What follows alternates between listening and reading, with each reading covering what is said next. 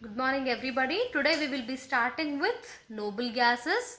Otherwise they are called as zero group elements, or else they are called as rare gases, or simply we can call them as group 18 elements. So noble gases, these group will include helium, neon, argon, krypton, xenon and radon. So these noble gases have an electronic configuration of S2p6. So they are stable and hence they are not reacting easily. Hence the name inert gases. So noble gases has one more name, that is inert gases, because they are not reacting easily because of their stable electronic configurations. And also recent studies have shown that under special conditions, when you are maintaining some specific conditions, usually krypton and xenon, they will react and form few compounds. So now the inert gases, that name is replaced by the term noble gases. Now coming to their presence, they are present in very small amounts in atmosphere, but radon is not present in the atmosphere. It is formed by the nuclear disintegration of radium. Radon is formed by nuclear disintegration of radium. So now we will see what is their position in periodic table, how they are arranged. So these gases were discovered little late, so they don't find a place in Mendeleev's periodic table, but Ramsay, the discoverer, has accommodated these elements into a new group in periodic table. He arranged them by taking their atomic weight into consideration. So now we will see what are the periodic properties of noble gases. So atomic radii will increase with increase in the atomic number. So as you go down the group from helium to radon, the atomic radius will be increased because of the addition of a new shell. And coming to the electron affinity, they have stable valence configuration. So electron affinity is nothing but the ability to add up the electrons. Here they already have the stable electronic configuration. So addition of electron will not take place easily. So it is almost equal to 0. Ionization energy. Ionization energy is the amount of energy required to remove an electron from the outermost orbital. Here they have stable electronic configuration and they possess the highest energy. So, and it decreases, this ionization energy decreases down the group. Now these are monoatomic molecules. That means they exist as monoatoms and single atoms, and they are held by van der Waals forces of attraction. So as we move down the group, the melting and boiling points will increase. Why they are increasing? Due to the increasing magnitude of van der Waals forces of attraction. So as we move down the group, what will happen, girls? The van der Waals forces of attraction are more. So the melting and boiling point will increase as we move from helium to xenon. So what is the reason? We will see. As we go down the group, the atomic radius will increase.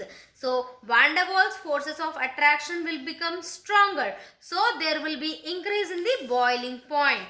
Now coming to the reactivity with water, these are slightly soluble in water, and their spectral identification, they give spectral lines of characteristic color, and thus the spectral characterization helps in their identification.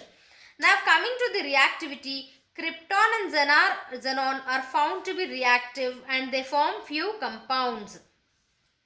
Coming to the extraction of these noble gases. These inert gases, it can be extracted from the atmospheric air by the following methods. First one is chemico-physical method, which depends on the chemical and physical characteristics of a gas, and the second one is only depending upon the physical properties. That is our physical method. So we will see in brief what is chemico-physical method and what are the steps involved in. In chemico-physical methods, we have step 1 and step 2. In step 1, first we are isolating a mixture of noble gases. We are isolating a mixture of noble gases. And in step 2, we are separating the noble gases from each other by using a physical property, that is adsorption. Girls, adsorption is a surface phenomena. It happens only on the surface, and the best used adsorbent over here is a charcoal. Now coming to physical methods, the isolation and separation is carried out by Claudius apparatus, and this separation is based on the physical property, that is boiling point. Now we will see the isolation of mixture of noble gases from atmosphere, that is step 1 of chemico-physical methods. It includes Ramsay-Rayleigh first method, Ramsay-Rayleigh second method, and Fischer-Ringis method.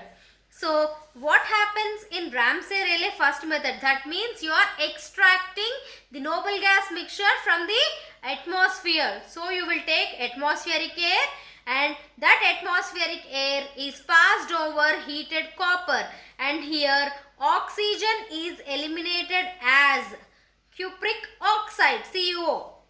Now pass over the remaining air on a magnesium ribbon. Here N2 is removed as magnesium nitride. So oxygen and nitrogen is removed, and we are left out with inert gas mixture. You are left out with inert gas mixture.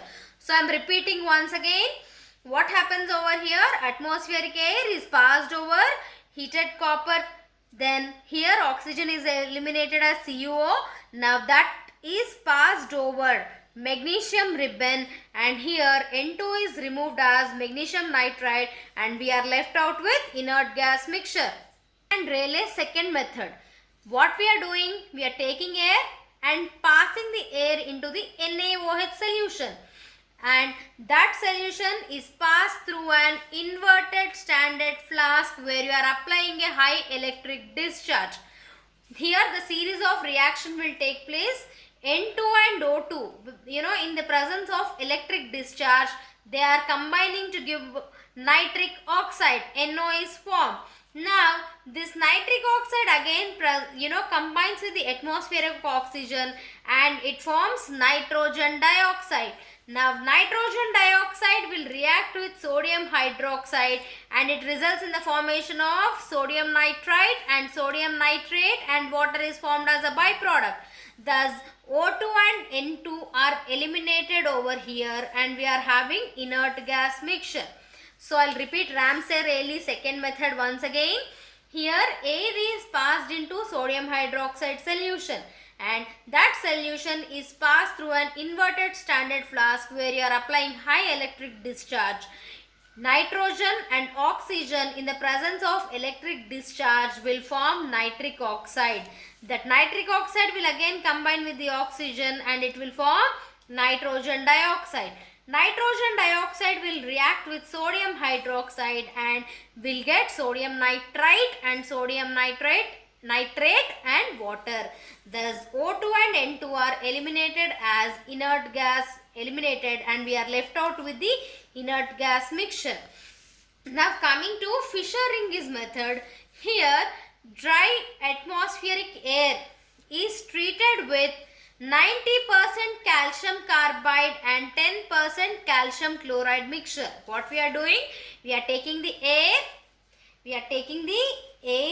and we are passing it through 90% calcium carbide and 10% calcium chloride mixture, anhydrous. That means it will not have any water.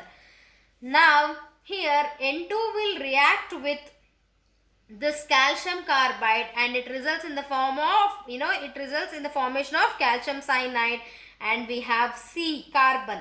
Now this carbon will react with the oxygen, and it forms carbon monoxide. Then carbon monoxide is again reacting with oxygen, and it is forming carbon dioxide. Now calcium carbide reacts with this carbon dioxide, and it results in the formation of calcium carbonate. It results in the formation of calcium carbonate. Now the mixture is passed through potassium hydroxide and CO2, that carbon dioxide, even if something is left out, is absorbed by KOH, and we have inert gas mixture. So let me repeat Fischer-Ring's method again. Dry atmospheric air is treated with 90% calcium carbide and 10% anhydrous calcium chloride mixture.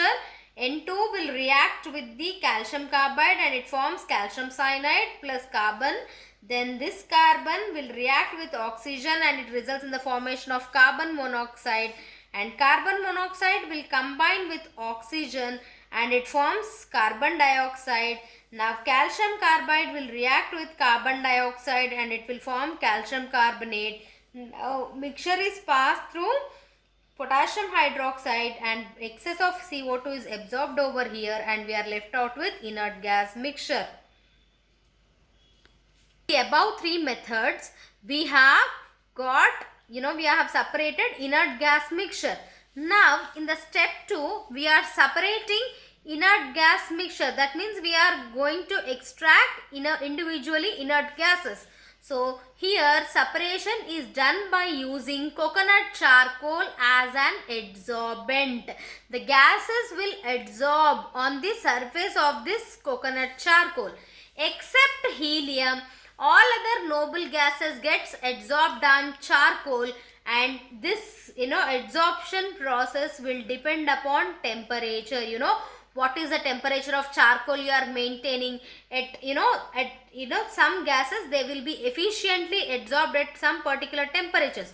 So we will separate the noble gases using adsorption process, and this adsorption depends upon temperature. Now take the inert gas mixture and it is passed over coconut charcoal, which is maintained at minus 100 degrees centigrade. Here what will happen? Argon, krypton and xenon are adsorbed, and helium and neon, they remain unadsorbed. Now you pass this through one charcoal, another charcoal which is maintained at minus 190 degrees centigrade. Here argon gets adsorbed and krypton and xenon remains unadsorbed. Now you warm this charcoal, what will happen? Argon gas is evolved. Now you have krypton and xenon which are unadsorbed. Now you take this and pass this through a charcoal which is maintained at minus 90 degrees centigrade. Here krypton gas is evolved and xenon remains adsorbed. So warm that, and what happens over here? Xenon gas is evolved. Xenon gas is evolved. Now we have another mixture of helium and neon. So what will happen over here? You pass it over charcoal which is maintained at minus 180 degrees centigrade. Here neon is adsorbed. So warm it and neon gas is evolved. And here helium remains unadsorbed. Helium remains unadsorbed. So I will repeat once again. You take inert gas mixture and pass it over coconut charcoal at minus 100 degrees centigrade, and argon, krypton, xenon, they will get adsorbed, whereas helium and neon, they remain unadsorbed. Now connect it to a charcoal which is maintained at minus 190 degrees centigrade. Then argon will get adsorbed. You warm that particular charcoal, argon gas is evolved. Whereas krypton and xenon, they remain unadsorbed. You connect it to a charcoal which is maintained at minus 90 degrees centigrade. Here what happens? Your xenon is there and that can be collected. Whereas krypton is, again evolved. Then you have helium and neon. Then you connect that to a charcoal which is maintained at minus 180 degrees centigrade. What happens over here? Neon gets adsorbed, and warm that charcoal, neon gas is evolved, whereas helium remains unadsorbed. Now we have physical methods of separating noble gases, and it depends upon boiling points, and it is done by using Claudius apparatus. the elements having nearby boiling points, they form a mixture. This mixture can be separated by using fractional distillation process. So this physical separation depends upon the boiling point. Usually we have these three mixtures: helium, neon and nitrogen. Then you have mixture 2, argon and oxygen. Mixture 3 is krypton and xenon. Now we will see what are the compounds of noble gases and why it is the reason, what is the reason for the inertness of the noble gases, etc. So let us see why these noble gases, they form only few compounds. Because they have completely filled orbitals, they have octet configuration, they have high ionization energies and zero electron affinities. Now let us see the compounds of xenon. Xenon has the lowest ionization energy of all the noble gases. So it has the ability to form the compounds. It forms compounds with fluorine and oxygen because of their high electronegativity. Now let us see the fluorides of xenon. First one is xenon difluoride. So whenever you are treating xenon and fluorine in the ratio of 1:2 in the nickel tube, you will get xenon difluoride.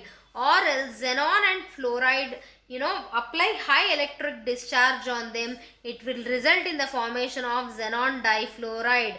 Or else whenever xenon is treated with, oxygen fluoride, it results in the formation of xenon difluoride and oxygen gas is evolved. Girls, xenon difluoride is a crystalline solid and it is odorless. So upon hydrolysis, xenon difluoride will give xenon along with hydrogen fluoride and oxygen gas is evolved. Then fluorination.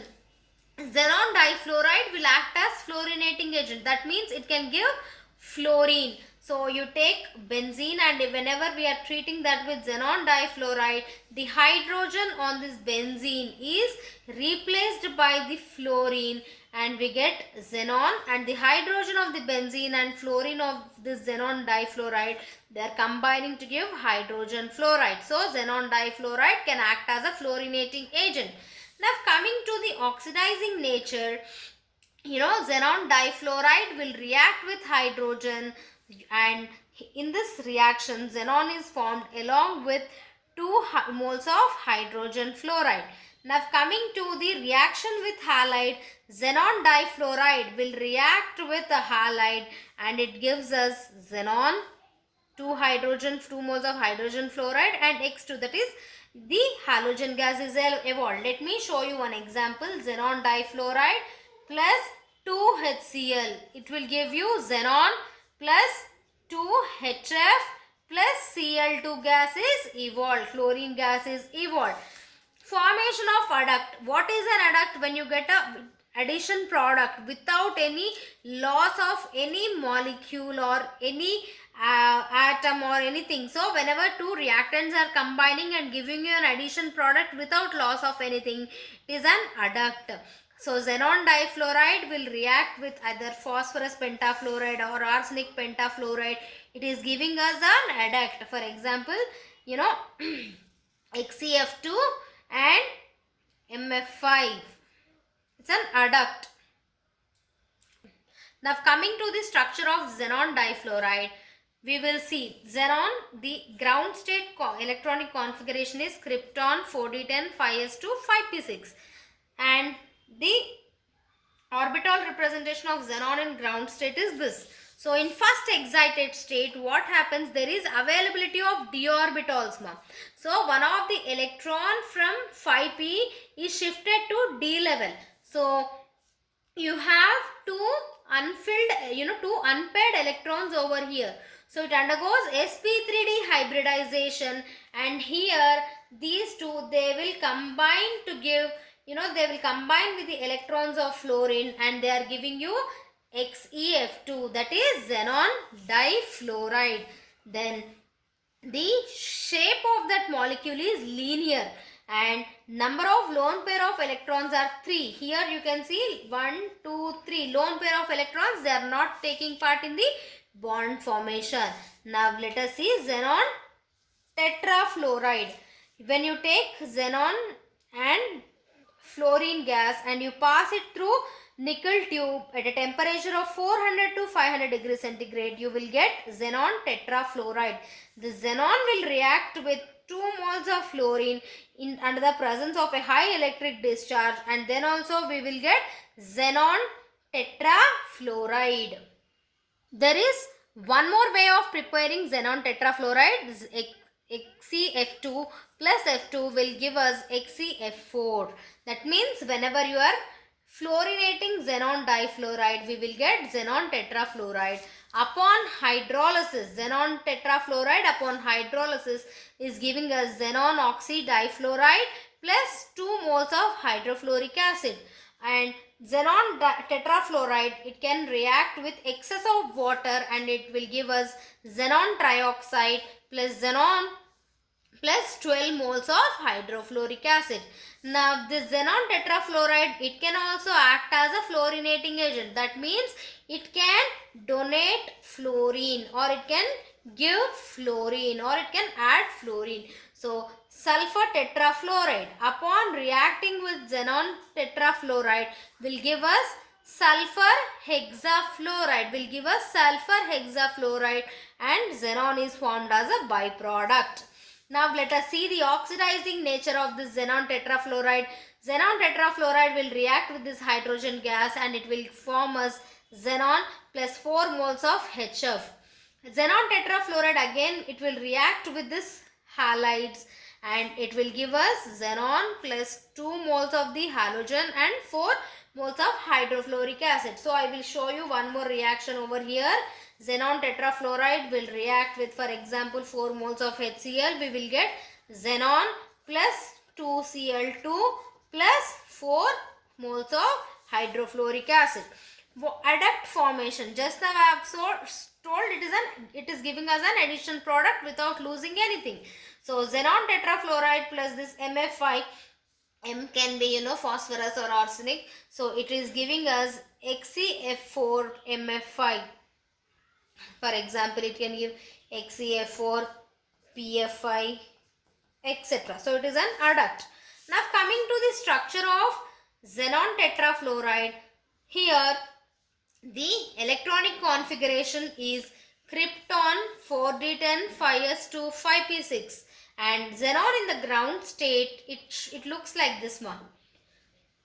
All the electrons are completely filled up, 5s2 5p6. All the electrons are completely paired up with each other. So in the first excited state, what happens? One of the electron is getting shifted to the d level.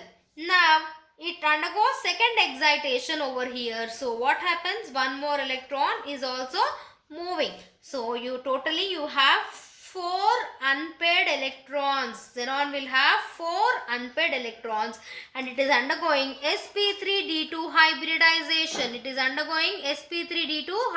So the number of lone pair of electrons on xenon are 2 and the shape will become square pyramidal. The shape is square planar. The shape of xenon tetrafluoride is square planar.